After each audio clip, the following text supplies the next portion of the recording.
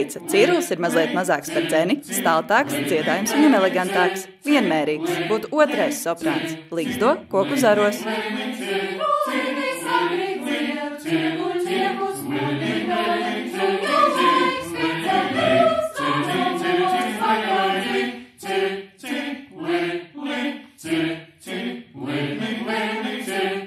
Viņa teica, apmēram tikpat liels, cik zvirbulis, runā kā agrs putns, balss spalga, ligzdas viep koku zariem, salmiem, atrod tārpus, kukaiņas, ligzdas taisa kokā, varētu būt tenors.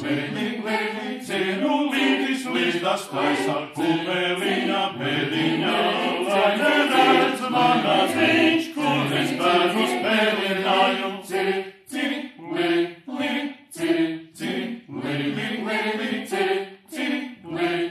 Viņi teica, palēk raips, slaidāks kā zvirbulis, dzīvo krūmos, pļavās, vīpero, balss, alts.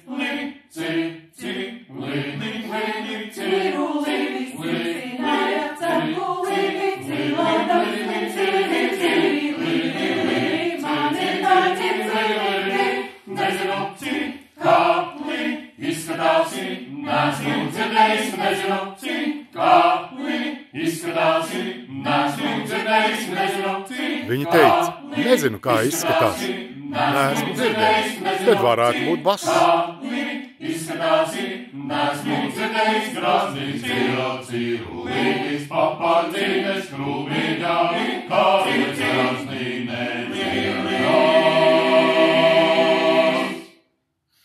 Pienākus,